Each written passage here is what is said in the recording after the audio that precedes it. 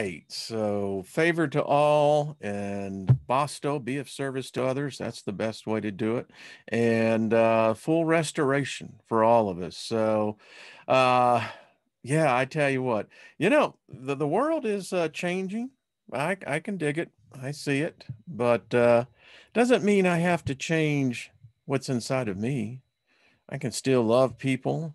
I can still appreciate and respect difference of opinions and still honor my fellow human being. Yeah. And so we just say, let our light shine, and we become the lights in the darkness. And there's lots of darkness. Ain't no doubt about it. In fact, I can tell you this show today is really going to be an eye opener. It kind of sheds a lot of what we already know because we're living it. Remember when they came out in last March. If you remember seeing the Secretary of Defense at the presser, the White House, and the podium, he said, and I quote, and you can fact check me out on this. He said, "This is a live exercise." Now, many people didn't realize what he was saying. They have to declare this legally in the International World Court. They have to do this. And the reason for this show, and I want to thank Marcia, you know, Marcia is this wonderful. Thank you, Marcia. Much love to you, hon. The reason why we're doing this show is that because the incoming president elect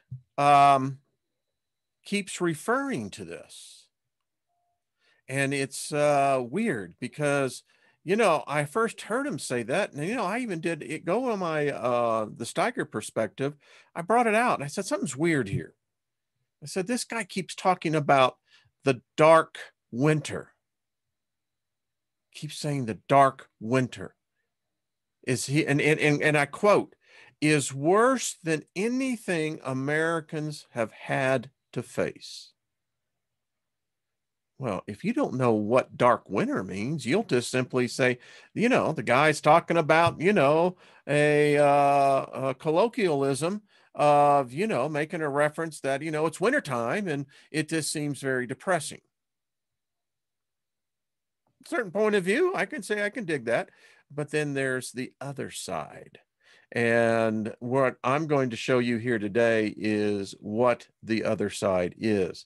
So thank you all the moderators. Hello, Kaz Hawk. Hello, Lois. How you doing? Saw you over the weekend, my dear. Going to get you on here. I think I'd like to see if you'd like to come on with Trina and I. I think it would be fun to have you. Hey, Deborah Truex, what's up? David Castle. How you doing, my friend? Wendy, Chloe, get the money. How you doing? Prophecy theorist. I like that. Hey, Kent, what's up? Peter, good to see you. Mark Brady, hello. Tanya Rose, hello. How are you? Thank you. I thought that the background was so apropos, I wanted to have a continuity of theme in visual, back in my days in advertising and marketing, continuity is very important. They got a thing called continuity of government. It's in force right now. A lot of people don't know that. Hey, CZQ, what's up? Let's see. Chloe, peace to you too. Darth, how's it going? Deborah, Sloan, hello. Bonnie, good to see you. Nina, good to see you, Garland. Scotty Boy and Pamela, hello. So, Lucky Stone, good to see you, my dear. There's Marcia. Thank you again, Marcia. Appreciate it. Hey, Sarah. Going to have Sarah Howerton on too. Yeah. Hey, Gaia. What's up? I want to give a shout out to Mother Nature. I tell you, I love the free spirit. That gal has got the free spirit. I mean, she's uplifting, I gotta tell you. So hey, Dama Nate, what's up? Good to see you. Hey, Posey. All right. So we've got to begin to think about these things rational. There's enough. Man, I tell you what, there are some channels out there in some programs that, man, I mean, you listen to that and you're going to go back crap crazy. freaking fears off the scale. Listen, something's going on. We have to look at this, and let's look at this logically. So you don't move 30,000 troops overnight. Those type of operations take literally months. By best people who are actually in military logistics, they say that this thing's had to have been in plans for over a year. Who gave the orders? Who approved the budget? This is costing tens of billions of dollars to the American taxpayer. Who put this into the budget? So these are some of the questions. So we can't be taken back by the fact that Washington, D.C. is a military occupied zone. The mainstream press is saying that. So, all right. So the free capital of the world is now a military occupation. All right. All right. So again, this didn't happen overnight. So I got a lot of questions myself. I mean, all right, the really who comes down to who's running the show here? And when we have who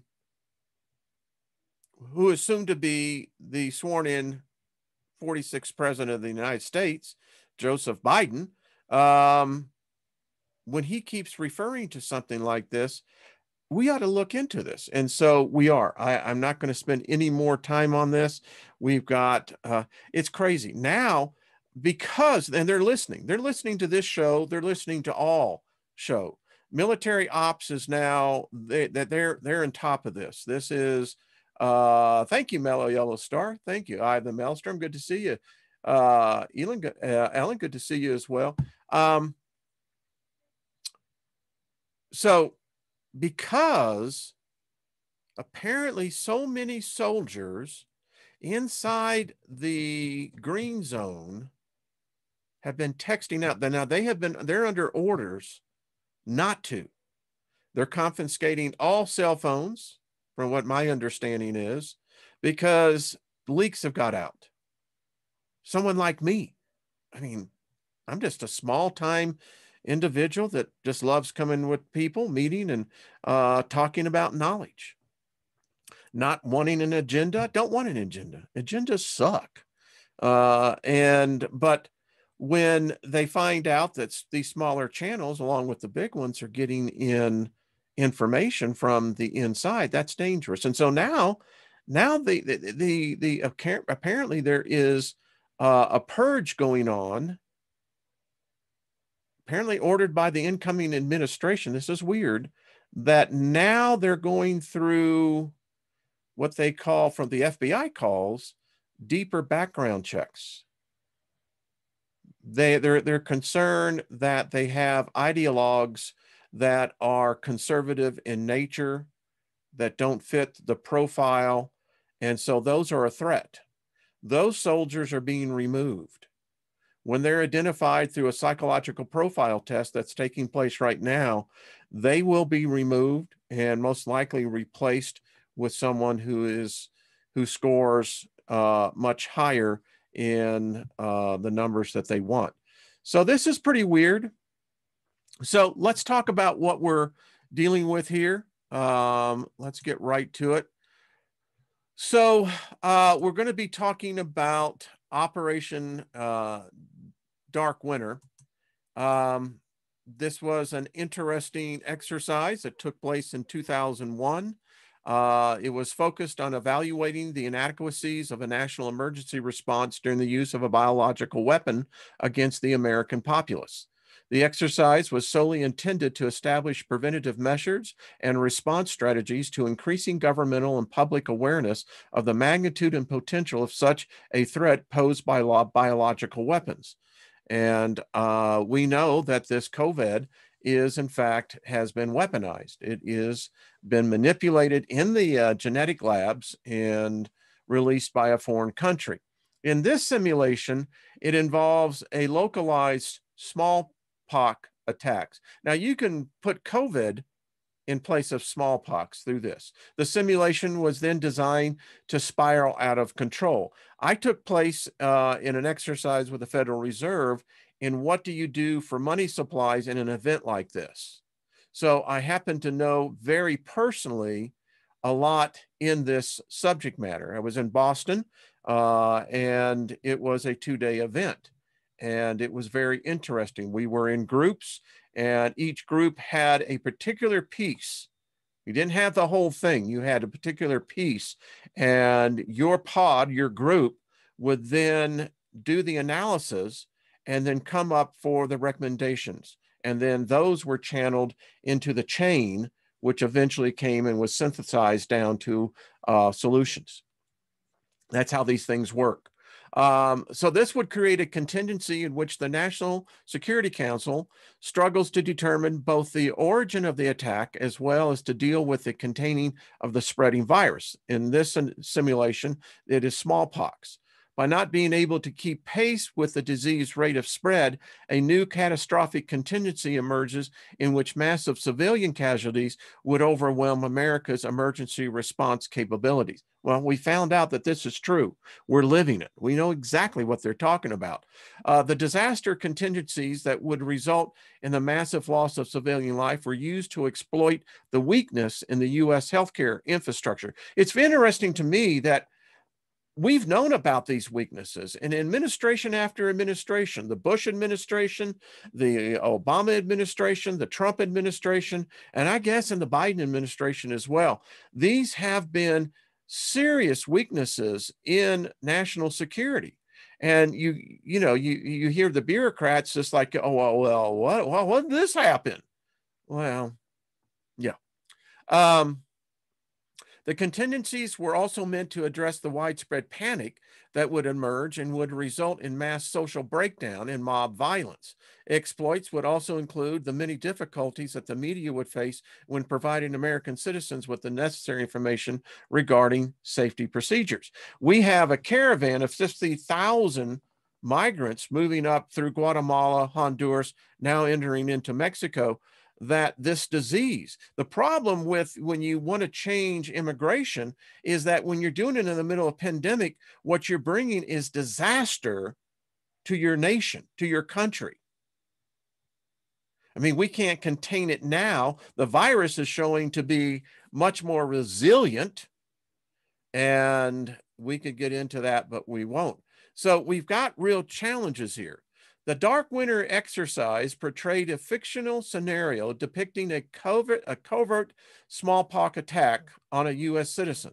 The scenario is set in 3 successive national security meetings. One, which takes place over a period of 14 days. Former senior government officials played the roles, and there's a whole list of them. You can see exactly who played what role. We're going to actually look at their exact document that they got. Let's see. And the NSC members responding to the evolving epidemic, here they use the word epidemic, just replace that with the word pandemic. Representatives from the media were among the observers of these mock NSC meetings and played journalists during the scenario's press conferences. This was an actual live exercise in a scenario, not what the Pentagon declared to American citizens in March 7th, 2020, that this was a live exercise. So we know the date. It was held at Andrews Air Force Base, Washington, D.C. on June 22nd, June 23rd, 2001. Welcome to Operation Dark Winter. The reason why I say welcome to it, because you and I are actually living it. And if they continue to follow the protocol, which it appears that they are, folks, I'll let you make up your own opinion. So let's get right into the meat of this. First of all, I want to bring out that the NASA document, you really should, if you don't have this, is one you really should, because I've covered this. This is no surprise. And by the way, those who have had the theories on 5Gs, here's what the U.S. Army intelligence knew. They knew that 5G were going to be behavioral performance decreasing. It would cause seizures. when you add this, what's out there now, gross alteration in brain function, 30 to 100% increases in blood flow, the lethality. Yeah, folks. So what I really want to get into is this. So this document dealt with, now this meeting took place in July 7th, 2001. They were like literally 2-3 weeks apart. First was the national security, along with Johns Hopkins University was part of it. They were the one who hosted. And so there was something in that period that they were looking extremely close to what we now know are biological weapons. Here, this was in 2001, July. The title was often the Fingerprintless Bio Archipelago. Now you can look at how the categories are worked in here. You have the bacteriological, the virus, the proons, the parasites, the fungi, the carcinogens, the toxins, the hormones, fatal to disabling, short to long-term scales, anti-flora, fauna, functional, direct and binary, neutral, genomic, biohacking. What are we living in today? Yeah, well, we're living this out. Now, here was something that they talked about. The interesting was the year of bioweapon possibilities. You have this aflatoxin, which is a natural substance, you know, airborne varieties, Ebola, Lassa, etc. Now COVID, binary agents distributed through the import of products, genomically targeted pathogens, all here, folks. Long-term fingerprintless campaign as opposed to the shock and awe. This is what a bioweapon attack looks like. When a country is attacked by a subsequent foreign government using bioweapons, it is a problem. We know, excuse me.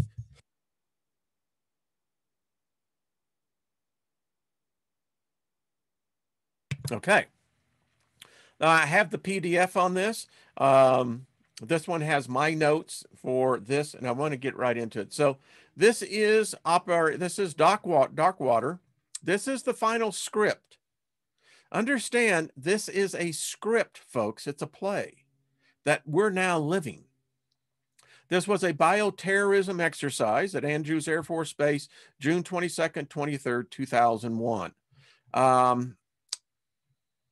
Here are some of the, you now know what it's about.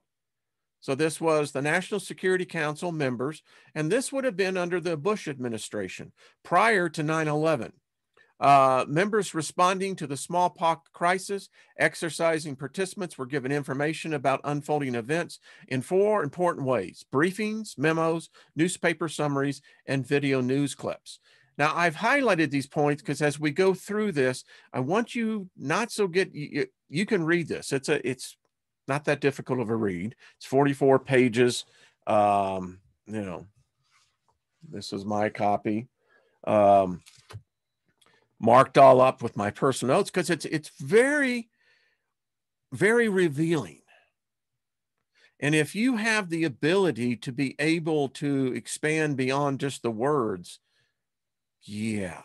So several key things. The exercise was the controllers are playing the roles of deputies and special assistants. So the players really begin to take on these roles. And if you've ever been a part of these exercises, you know that it doesn't take that long for you literally, you create a servitor because it becomes you in the role that you're playing. Think about that. So throughout the exercise, they were given memos, just like it was a live event. The exercise began with a briefing on the geopolitical context, and we start from there. So let's get right into this. So the geopolitical context briefing. Now, this was given by Deputy National Security Advisor Randy Larson.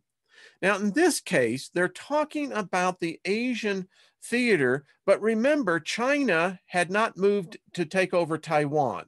This was still in the air when the PRC, which was known as the People's Republic of China, yeah, let's just say that they were on the chessboard. I'll put it that way. All right. So Taiwan is dealing with a foot and mouth disease that's killing off the swine population. This is having an economic impact. It also has an impact on food. So press reports speculate that the current outbreak may have been deliberately introduced by the Chinese. China has denied these rumors. Where the freak did I hear that? Oh, I lived it. All right, so they're looking at this, and so you have to put all things on here. Back in that era, one of the things that has not ever been brought up in this modern era, and I talk the modern era, which is post 9/11, was the fact that when the former Soviet Union fell, there was a lot of plutonium and particularly a lot of nuke triggers that went missing.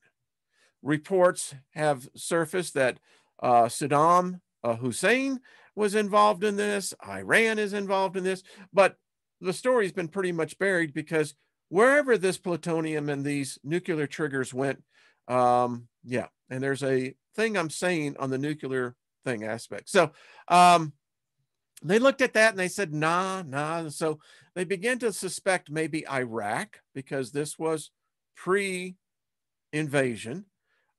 Get this. There are also reports that several top scientists from the former Soviet bioweapons program began to work in Iraq and Iran a year ago. So this is one of the things that we know, in fact, was true. I mean, we heard about the weapons of mass destruction with Saddam. We never found them. We're told that they were there at one time. So, and I think today in Iran, we know pretty much what's going on there. And so and remember, this was nearly 20 years ago. It was 20 years ago. So the geopolitical theater has changed, but not that much. Let's look at the U.S. domestic conditions.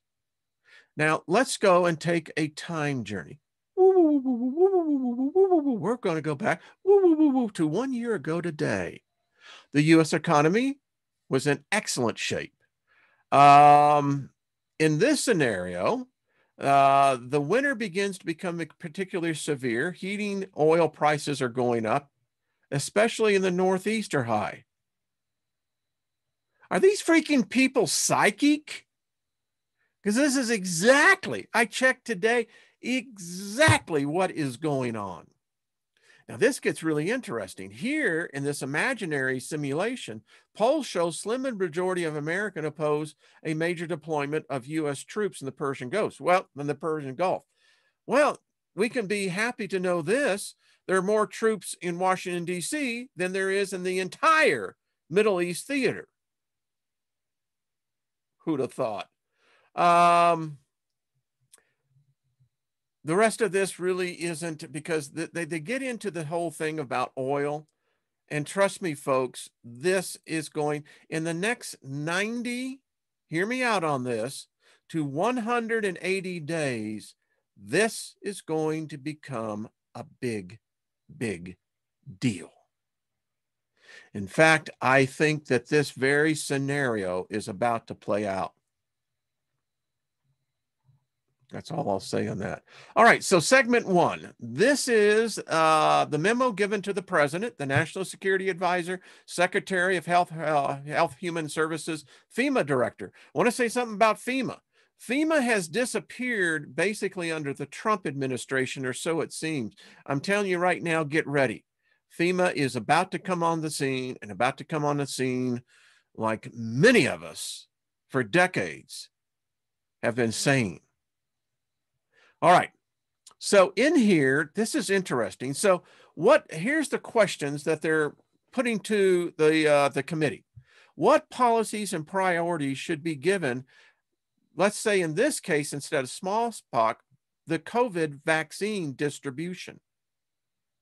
Should plans for military deployment be thought about? We found out no, only here. What should we tell our allies about the source and the scope of the outbreak? Well, we just reverse it here. They told us. What should American people be told? Well, we found out in the beginning, no one knew anything. And so what we were being told was just totally gibberish. I found this one. Forces currently in the theater. Look at this, folks. These were actual numbers. There were 25,000, including one carrier battle group in the Middle East. And it was just particularly interesting because if you look what's been assigned in the DC area because of quote unquote a riot. Yeah, folks, you don't deploy tens of thousands of troops with no logistics. You don't do that. Have you thought about for a second, ladies and gentlemen, how many meals, just the volume of food necessary to feed 30,000 troops, along with local law, civilian, etc. So have you thought about just the shit and piss that has to be removed each day? Do you know how much shit and piss 30,000 soldiers will do in a day? Hey, I'm just being honest. Logistics, folks, this cost money. You had to have all of this set up way before this ever took place. I'm just saying. So, isn't it odd? And option 3 is this, a 14-day closure. Does this sound familiar? But requires Presidential Select Reserve call-up and Civil Reserve Air Fleet Staged 1 to meet this timeline. I saw this and I went, what the freak? Someone had to order all this, folks. All of this logistics we're seeing today just wasn't given by some shit-ass buck private. I didn't use that word correctly, but people in the military know what I mean. Greenhorns, they're always the ones that are always crapping in their pants because, anyway, I digress. So who called this up? It apparently has to come from the president.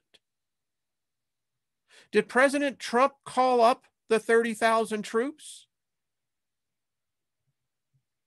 Or was it a rogue general?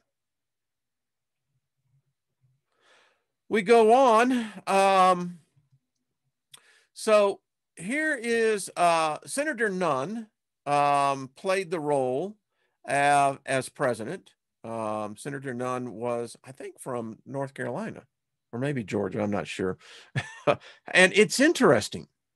So here, the Secretary of Health Human Services called 1 hour ago to report that the Center for Disease Control, the CDC, has confirmed at least one case of smallpox. This is how it started. And maybe as many as 20 have occurred. Now, with smallpox, it's highly contagious. It appears that it's hard to determine what this one is. Now, what was interesting is that they immediately begin to realize that this was a result of a bioterrorist attack. Now, in the beginning of this, when they called this the Wuhan Chinese virus, why? Because we now know it came from the lab right there in Wuhan. The UN is waiting to get their teams in there. China hasn't allowed them in yet. Yeah. Now, I highlighted points in this so we can just keep moving on this. It's 44 pages, and I want to get through it. A large portion of the world population is now susceptible to smallpox. This is true. This is absolutely true. My generation, they last finished giving out smallpoxes in early 70. We have 3 generations that have no immunity to this. So in this case, it says if this situation is not handled correctly, we could be facing the beginning of a nationwide or global pandemic. No doubt the prospect of contracting this dreaded, lethal, highly contagious disease will cause great concern among U.S. citizens and the world community. The outbreak may also have significant economic impacts. Well, we now know that that's not hypothesis, that's true. It goes on to say it's meant to distract U.S. leadership or to intimidate the civilian population. Isn't this what we have seen, particularly with Congress, particularly, you know, in the administration? It has been total chaos, total distraction. This has come to pass. And I wrote in my notes throughout all this that this is exactly what happened. So now we have the governor of Oklahoma, who in this case was Keating, which was really the governor of Oklahoma. So he played his role as his state has been the center of the focus where the attack. He says, well, it looks like my state has been attacked by a bioweapon. He goes on to say, we understand that the emergency rooms are extremely crowded, that our state health department is having difficulty getting information directly from hospital management. Still happening now because many phone lines have gone down. Apparently, remember, the internet was not as the internet is today. You have more of a reliance on the hardwire. It's interesting that they said that because many phone lines have gone down, apparently from overuse. The city is calm, although we have heard from CNN, isn't it CNN always around, that many hospital staffs have failed to show up for work since the first suspicion of the virus was reported yesterday. This is what we're finding out. This is true. Goes on to say that at the minimum, we need to begin rapid vaccination programs of all persons that have come into contact with the identified patients, as well as healthcare workers. This is a script, ladies and gentlemen, that the Trump administration used. And I'm not pointing out right or left. I don't give a damn Republican or Democrat. I'm just simply said this is what the administration has done. And it appears is exactly what the Biden administration is going to do. He goes here, he says, I'm declaring a state of emergency, but he basically implores the president to invoke the Stanford Act. Now, this is really interesting because Trump did not invoke the Stanford Act, and not that I'm aware of. He may have, but when you invoke the Stanford Act, things change. There's no more constitutional right, no more Bill of Rights. The nature of the crisis will require it. They're going to ramp this up. And I'm going to say this right now. What I ascertained from this document, folks, there's another one coming. And it's going to be nastier. Just telling you. So this is, we could do the smallpox briefing, or you can do the COVID briefing. Talks about it. Now, I was inoculated against smallpox. I remember it very distinctly. My wife and I were talking about it. Same thing for polio. It's a terrible disease and one that we hope, but now we're hearing, well, that it's gotten out of the lab. Let's hope that's not the case.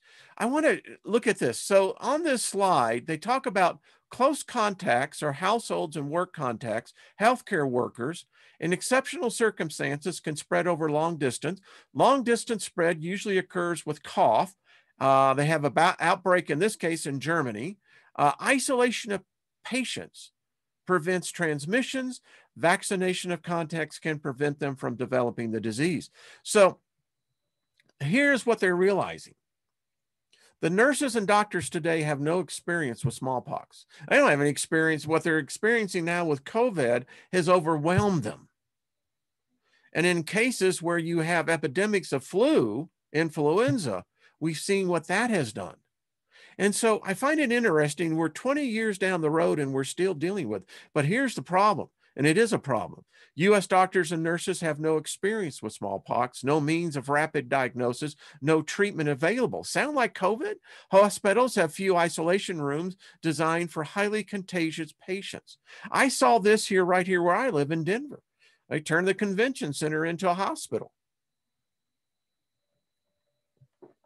Never used it, but nevertheless, now you know where the script came from. It is doubtful that hospitals could handle even 10% increase in patient demand over a sustained period. Exactly what we found out. Concerns whether staff will come to work if a potential risk of getting lethal disease is bringing it home to their families. What we're having now in the healthcare industry is the problem is the frontline healthcare professionals are getting sick.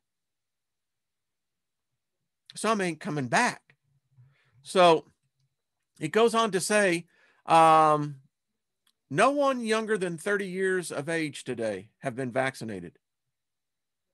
And here they were looking at 1 in 5,000 as a fatality.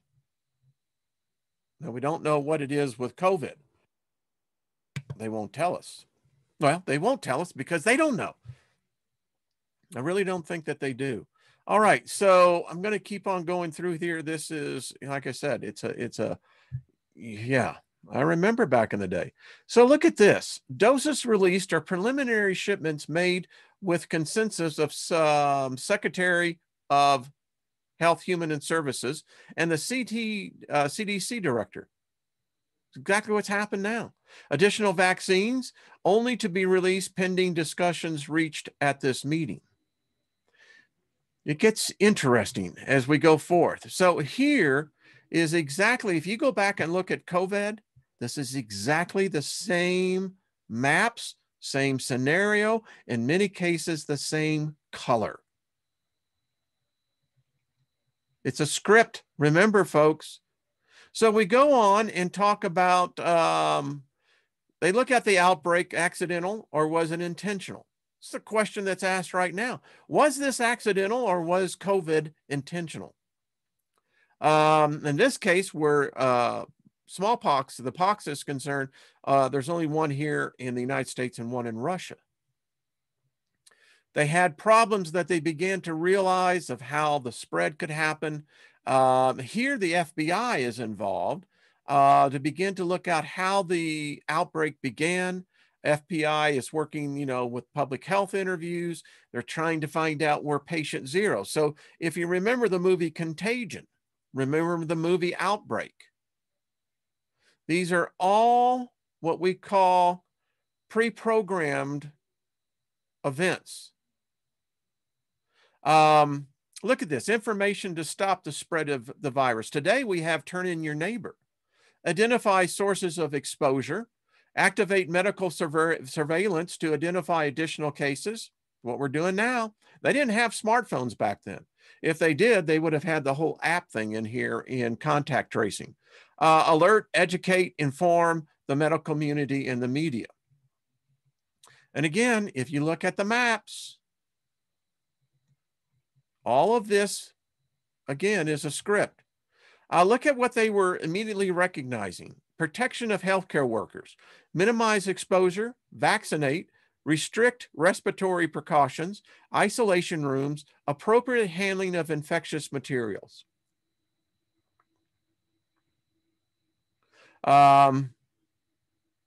Here they had the same problem with the mask.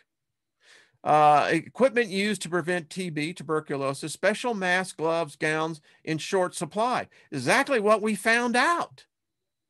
They knew this 20 years ago, and yet 20 years later, when the event actually was being taken place, is exactly what we found out. It's like no one either listened or no one really gave a crap.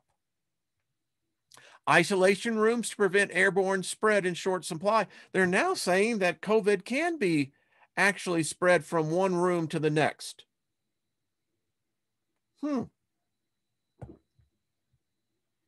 Seeing a pattern? I talk about the incubation period. This is how they begin to do the mapping. And the maps that they used initially were COVID. They were wrong. They were so erroneous.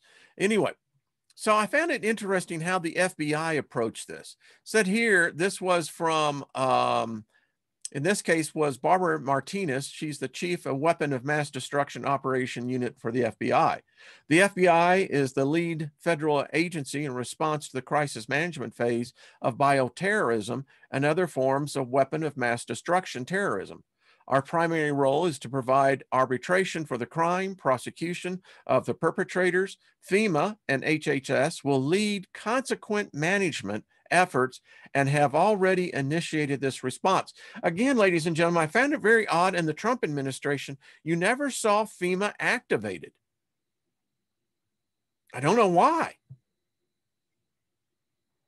And so we now know that within these, the Justice Department, they have domestic emergency support teams.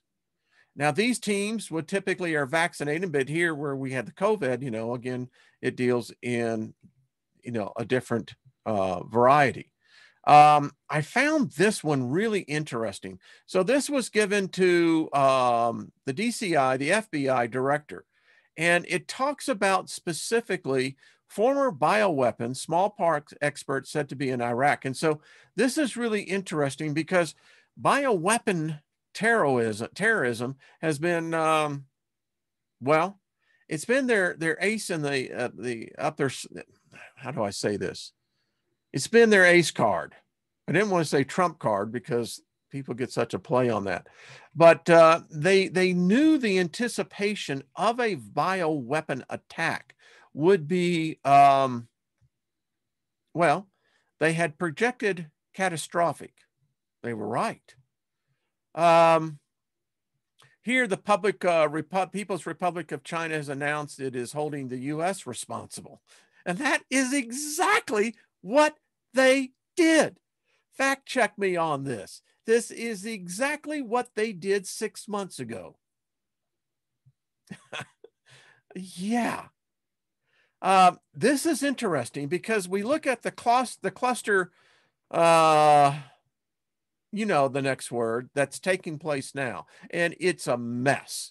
And so this was interesting. So in the vaccine distribution policy of option briefings, now I have told you this, that it's always been my thought that they were going to militarize this. I think that's exactly what they're doing. So here's something they found. Exposure determined by history. There was no rapid, reliable test available.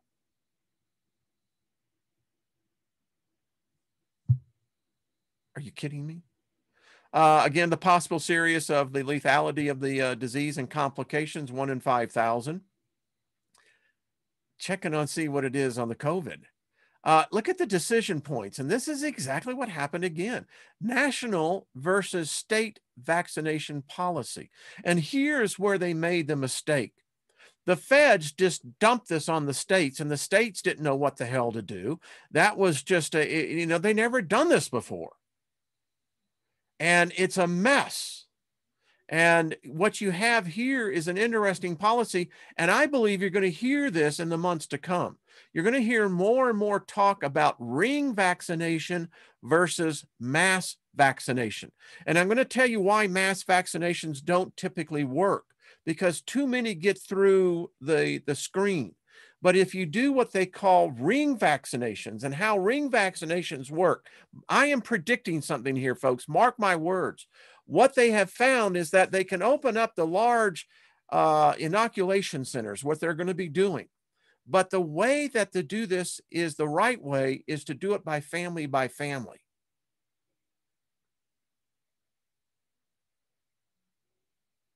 Doing it family by family virtually seals the net. Hear me out. Here that you can see that they've done this. So the Department of Defense, along with other government agencies, they've hoarded the vaccine. They got the first shipments, and have fun with it, boys and girls. And so this was allocated away from the public. This is exactly what they did here. Vaccinate healthcare workers, public safety, elected officials, their families. I ain't lying to you, folks. Size of allotment to states have been a huge problem. States are complaining that those who were opposed to the president didn't get their allotted amount, et cetera. Yeah. And then look at here. They were dealing with mandatory versus voluntary immunization. Still dealing with it. Goes on to say the Secretary of Health, Human Services, Surgeon General, Director of CDC can release vaccines to state should the president retain this authority. Didn't even know the president had that authority. Can the feds enforce priorities if it sets them? Immunization programs administered by local officials. This is mandatory forced vaccination. Healthcare workers, public safety, arguably essential personnel with high risk of contact with victims. In the top-off exercise, vaccination of families was the key issue.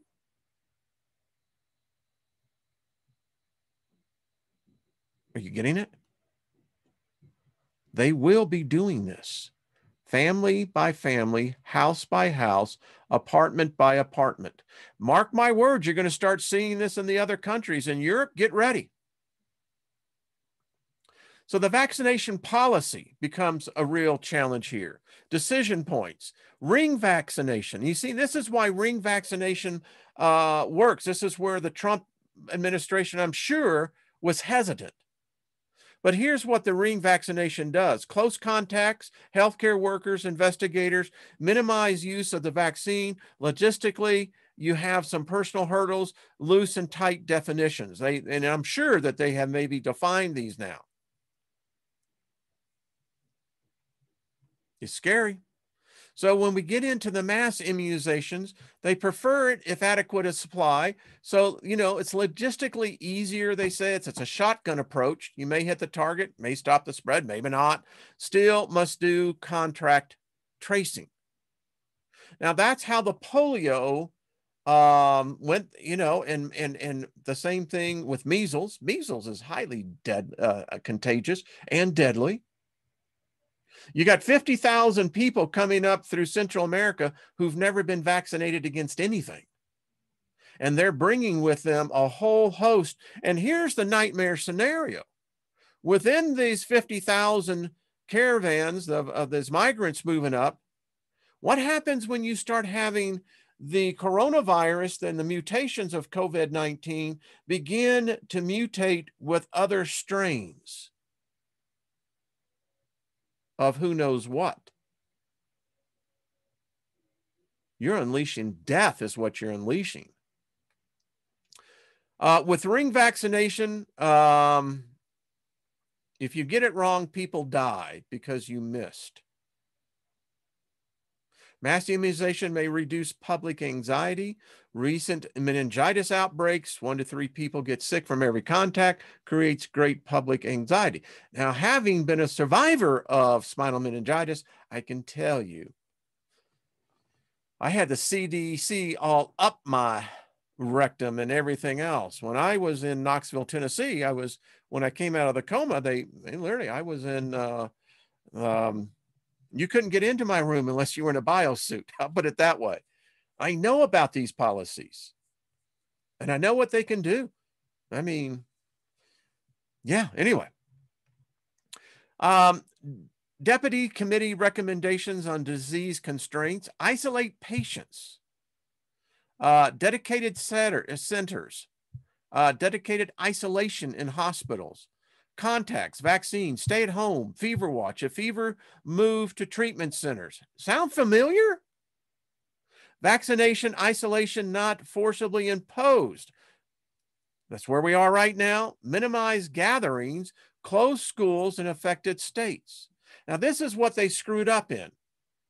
They just did the mass cover of everything instead of being much more, how should we say, intelligent about it. And in fact, this is what they have found in one particular school district. I think it's in Texas. They never did shut down, but they did do these particular points. Interesting. Public confidence and engagement is critical. Maximize transparent decision-making. Well, they've never done that right. So the vaccine policy, they had option 1, direct vaccination plus the Department of Defense. And they looked at this. Then they looked at the pros and the cons. The pros is that focuses immunization on those at highest risk. It preserves vaccine, seen as rational and equitable, preserves Department of Defense strategic flexibility. I'm telling you, this is going to be materialized. I mean, materialized. Yeah, materialized. Not right. You know what I mean. But when the military takes it over, this is it. Now, this is the problem they saw, logistically challenging. Mass may miss contacts, public anxiety. When you start seeing Humvees and, you know, armored personnel carriers in your cities going through the subdivisions, yeah, it does have a tendency to cause anxiety. Here's the option 2, doing citywide with the Department of Defense and new states. They go and they look at the pros and cons of this. Creates immunity fire breaks in affected cities, and this is what they don't have with COVID. Less anxiety in affected areas. They still don't have this. May reduce risk of misconduct.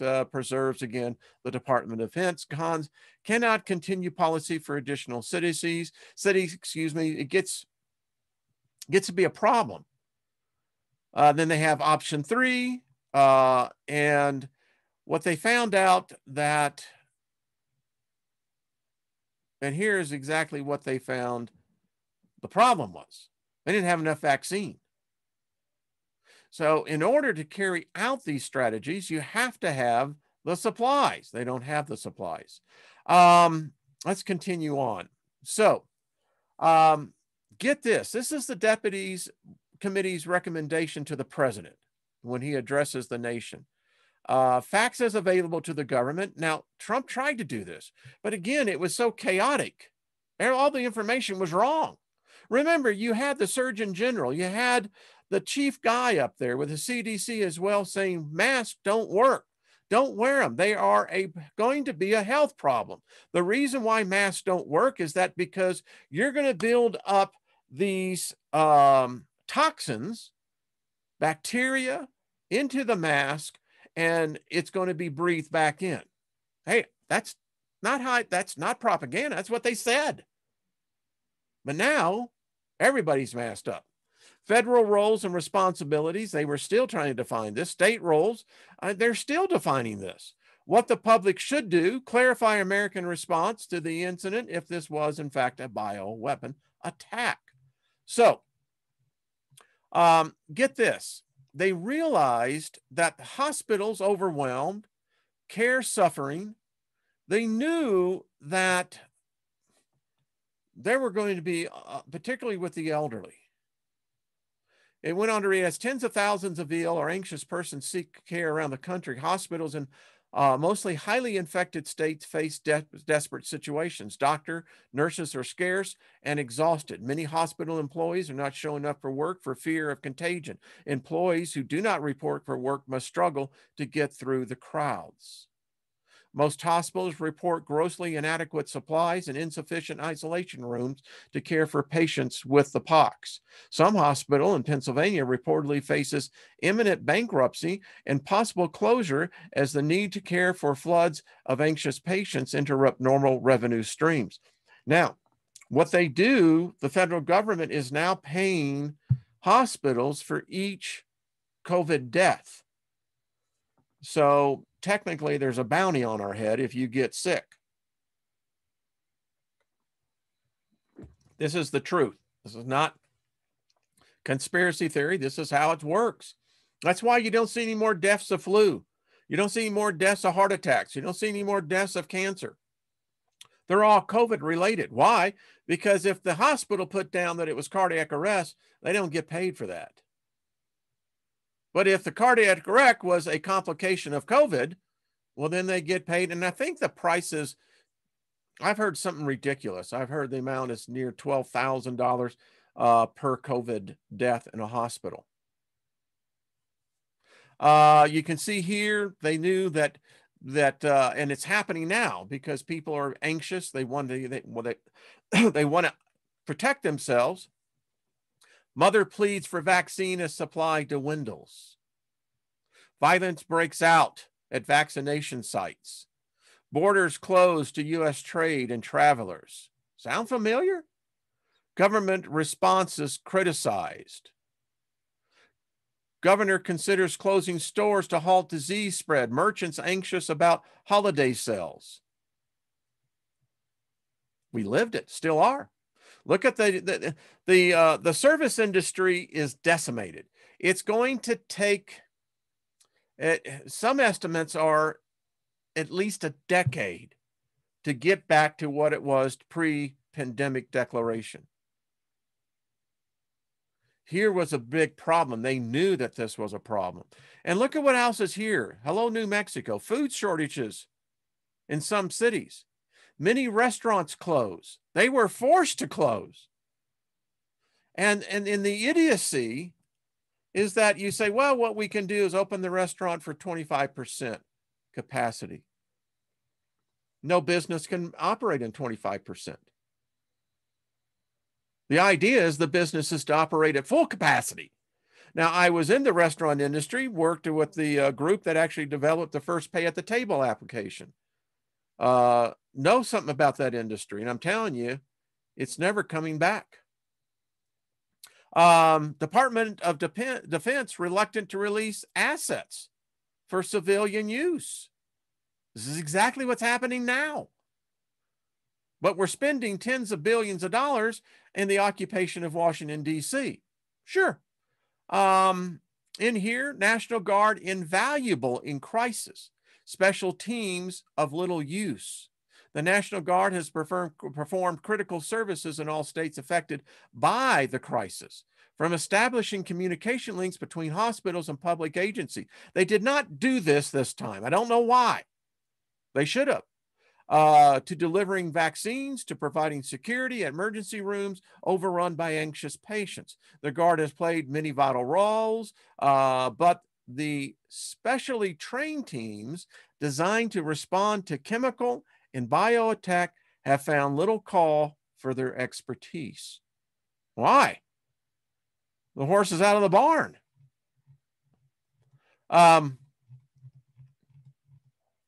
So this is really interesting. This is about martial law and the federalization of troops. I'm going to probably go to at the bottom of the hour, but I'm going to get through this because you need to hear this. Don't leave.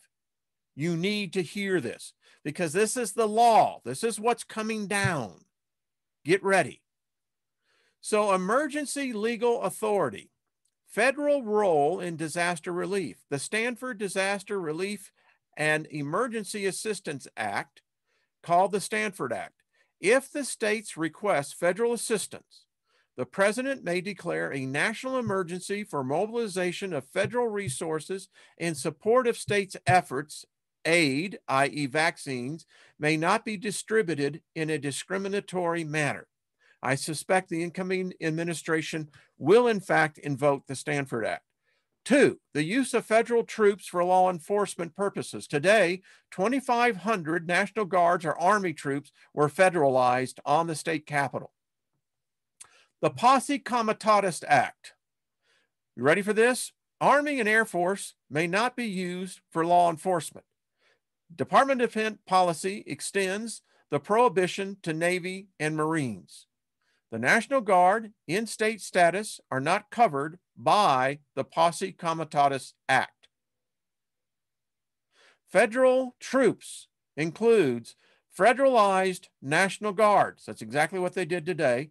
May be used for law enforcement if the president invokes the Insurrection Act to quell civil disturbances. Now, we have a problem.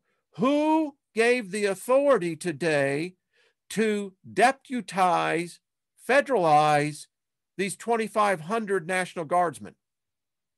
Has the Insurrection Act been called? I continue. Other exceptions include preventing the loss of life or property during serious disturbances or calamities. Where were they when the cities were burning this summer? Oh, that type of rioting was approved. That's not an insurrection. And protecting federal property and governmental functions. You see how how we've been set up? Reserve mobilization. This is 10 USC. I believe this is the bill is the 12304B. The president may order reserve units to active duty in response to a WMD incident. What I cannot understand is who has given the order. Is Trump gave the order for the activation of all these troops? Here's gets the area. Civil liberties, called the Federal Quarantine Law. Public health law is primarily a state concern. Hear me? Judicial decisions indicate that forcible inoculation and quarantine of infected patients may be constitutional. Secretary of Health Human Service has the authority to issue regulations that authorize federal agencies to respond to the spread of a communicable disease across state lines, likely including quarantine of patients, forcible blood draws and inoculations, disposal of bodies in ways contrary to personal beliefs, and related restrictions on liberty. Secretary of Health Human Services has not promulgated any regulations under this authority. Has that changed? Director of CDC may take measures, likely including the list set forth above, to prevent the spread of a communicable disease upon determining that a state is not acting sufficiently to prevent the spread of that disease. A person who has a communicable disease in the communicable period shall not travel from one state or possession to another without a permit from the health officer of the state if such a permit is required under the law of the designation state. Papers, please. Quelling civil disturbances. The Insurrection Act. State and local governments have primarily responsibility for quelling rebellions. This is in the law, folks. You can look at it. Just look up the Insurrection Act. The president may use the military, including the federalized National Guard, to quell, 1, civil disturbances in a state upon the governor's request, 2, rebellions that make it difficult to enforce federal law, or 3, any insurrection that impedes a state's ability to protect citizens, constitutional rights, and that state is unable and unwilling to protect those rights. Before committing U.S. troops, the president must issue a proclamation for rebellious citizens to disperse, cease, and desist. What they are doing in Capitol Hill, Congress, is illegal. You have no constitutional right. Only the president can call the Insurrection Act. Congress cannot. An individual senator cannot. A judge cannot. The Speaker of the House cannot.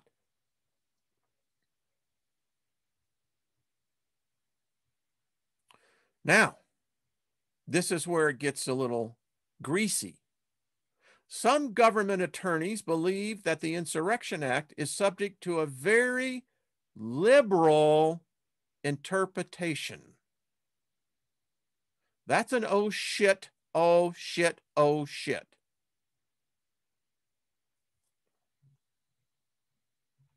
Martial rule, and it's not M-A-R-S-H-A-L.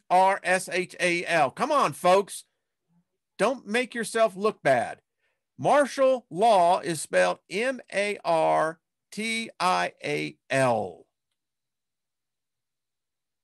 I'm not Marshall Dillon. We're talking about the restriction of constitutional rights and liberties. The Constitution charges the president to take care of the laws to be faithfully executed, and the Congress to call forth the militia to execute the laws of the Union. Mr. President, why have you not done this?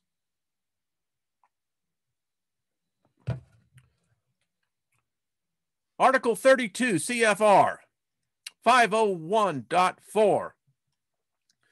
Martial law depends for its justification upon public necessity, Necessity gives rise to its creation. Necessity justifies its exercise, and necessity limits its duration. The extent of the military force used and the actual measures taken, consequently, will depend upon the actual threat or order and public safety which exist at the time. The President normally announces his decision by a proclamation, which should detail the substance of the martial rule. There are judicial decisions and scholarly articles indicating that the President has some meta-constitutional authority to act in times of national emergency. What meta-constitutional authority means, he can suspend parts or all of the Constitution under martial law, but it has to have a time limit. The preconditions for martial rule are unclear, but it is likely that the preconditions for imposing martial rule are satisfied if a crisis threatens to undermine the stability of the United States government. The parameters for martial law are unclear, such as whether martial rule can be imposed over entire swaths of the U.S., or whether martial rule must be confined only to areas in which the crisis is occurring. This is key. This is why no president has declared martial law nationally. I don't know if it would be able to stand up in the courts, but in this day and age, who knows? They've obviously have thought this out. Let's continue. Options for martial rule include, but are not limited to, prohibition of free assembly, national travel ban, quarantine of certain areas, suspension of writ of habeas corpus, i.e. arrest without due process, and or military trials in the event that the court system becomes dysfunctional.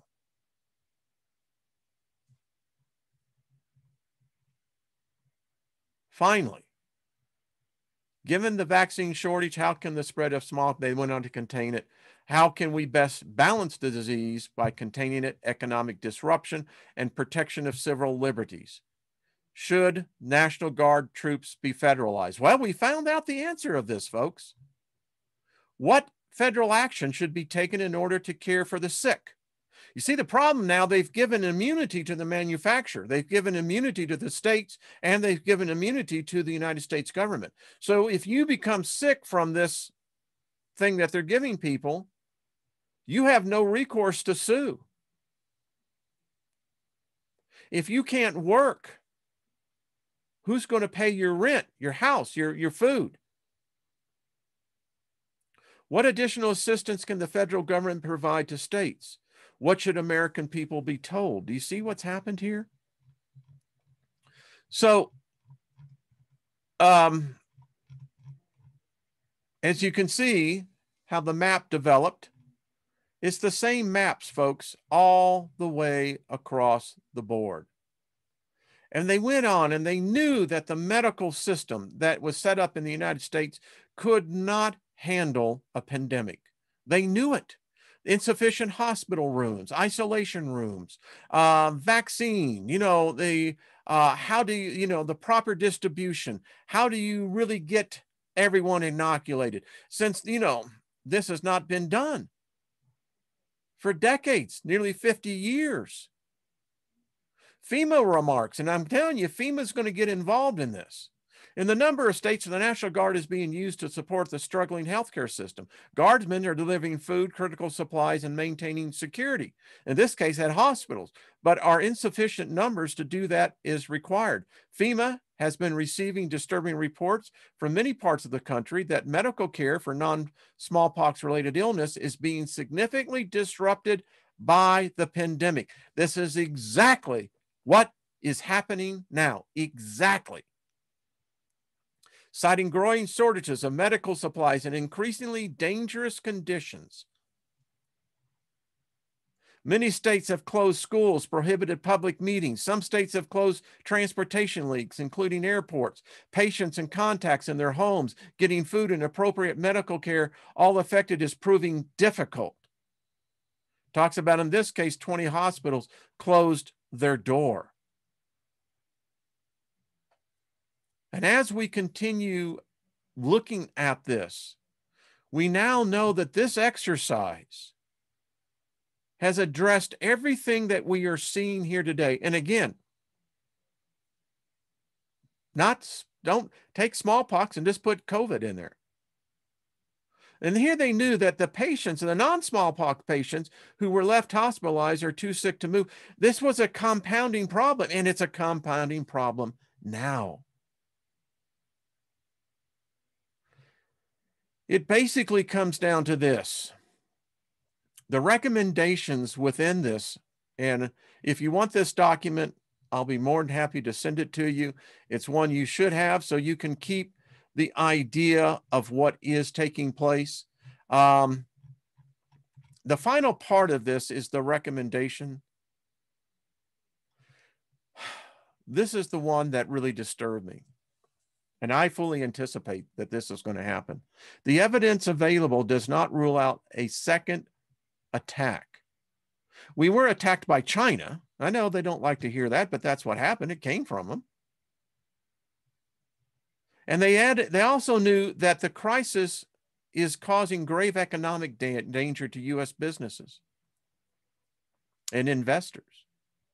They saw a mass exodus taking place because of the compounded problems, exactly what we're seeing today. You're seeing angry citizens denounce the government's a failure. You're seeing that exactly today. All of it is here. So, I still got a little bit of time here. And again, just look at the maps. It was the similarities were amazing. And everything that was in here is exactly what we're seeing out today. In fact, some of the numbers, the way that they were projected, really kind of disturbed me. It really did. Did I lose everybody? Here I have.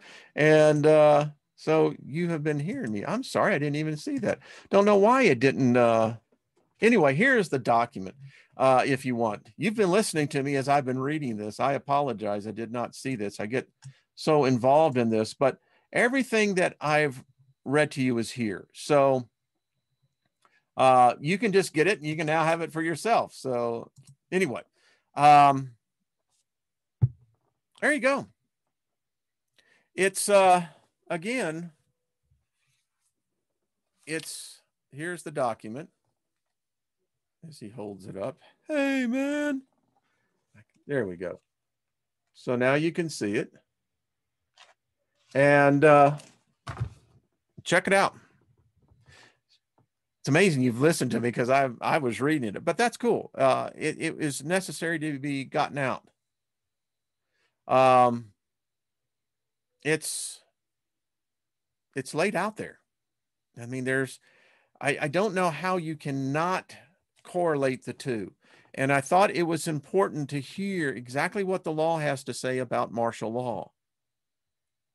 And when I saw that they federalized 2,500 guardsmen today, and who knows how much more, I don't know whose authority this is. Well, thank you, Earth Aid Concert. Thank you. That's very kind of you. Honored. So, folks, you know what the law is. There's more questions I have. Again, I don't know where the power structure is in this. And that's my concern. Because if hey, Mother Nature, how you doing? Hunt and Mother Nature, just email me. You should put it on your show. It's something everybody needs, particularly the martial law section. We need to see what the Sedition Act is, the Insurrection Act, excuse me, because that's what Congress is calling this, is an insurrection. They don't have the authority to call that, but the president does. And I want to know who's called this. If Trump hasn't called this, then this is a coup. It's what the coup is. And that is my question as an American citizen. I have that right to ask. Who's paying for this? How much is it costing? Who gave the authority? Who's the name on the signature line? Who is the guy that stood up and said, this is my responsibility? I'm the one who is in charge here. And folks, look at what they're talking about. Ring immunization to mass immunization. Remember, the ring immunization is door to door. Won't need to put a collar on you, won't need to be doing anything. They will basically do what I've already seen the plans are. You would have teams move into residential areas and most likely accompanied with law enforcement. Okay. Well, because those are actors. The only thing that you're seeing showing up, listen, Americans are not going to go to any state capital to protest anything. It's a false narrative. Americans are peace-loving people. The good Americans are the ones that get up every day, they go to work, they have families, they're not out there burning the streets, breaking down buildings. No, those are paid actors. And if you got caught up in the thing that took place, I mean, you should have common sense, know that no trespassing means no trespassing. I go to a movie theater, they only have to do is put up a velvet rope and it holds the whole theater back. No one violated the line. And if it says no trespassing, it means no trespassing. Oy, oy, oy, oy, oy. So don't buy into this. Don't participate. Lift up the leaders. Lift up all these troops. Lift them up in your thoughts. If you pray, that's cool. I don't know who you pray to, but whoever you pray to, that's fine. But, cover them. Listen, I wouldn't want to be down there. I wouldn't want to be out there to have to sleep on a cold marble floor. I mean, they're human beings. They like to sleep in their own bed, like to get up in their underwear. And, if they got to rub their balls or scratch their ass, I mean, come on, ladies, you do the same thing. Don't scratch your balls, but you get it. I mean, they want to be at home. But to have all this, whew.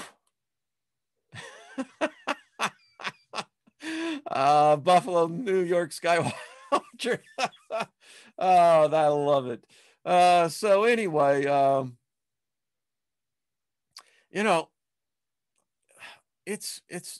we got to stop the hate. Just got to stop it. All right. I did not see that I was reading it, but you heard it, and it turned out just fine. If you want the document, get it yourself. It is exactly what Joe Biden is talking about. This is the dark winter. And this 44 pages, if again, you extrapolate at it, you're intelligent enough to do that. The ones that email me, you'll be getting my marked up copy. I've already done the work for you. You can refer it to your friends immediately. You don't have to read the whole damn thing. You can go to the highlight sections. If you just want to go to the martial law sections and teach people what exactly the law states, then do it. You have my permission. So,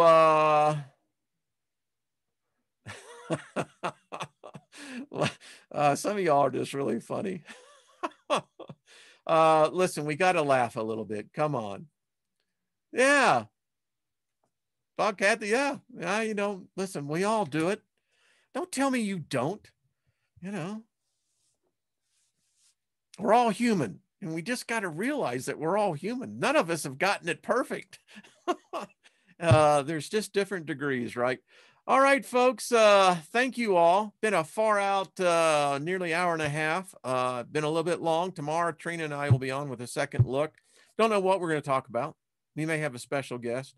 Hey, Robert V, how you doing? How you doing? Thank you, Robert V. Yeah, you know, folks, this is information. This is knowledge. This is law.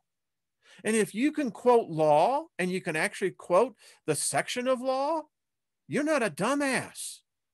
No. You're a smart ass. And we need more smart asses. This is what we need. We got too many dumbasses. So we need smart asses. But anyway, the point is you can be a moron. You see, you're more on than the less that are on. Listen, folks, hear me out on this. I wanted to say it before I leave. I have never lied, ever. I've changed my mind a lot. You see? See, I've never lied. What are you talking about, Charlie? I just changed my mind a lot. Okay, folks. Much love to you all. I'll see you later. Hey, keep the faith. No matter what happens, it's love, you know. And if someone ever threatens you, you know, with death or something, just smile and say, listen, I've been holding my ticket. Doesn't matter when I cash it in. Fine. You know? So thank you, Tanya. That's very kind of you. All right, folks, let's rock and roll. See y'all tomorrow. Much love to you. All right. Bye-bye.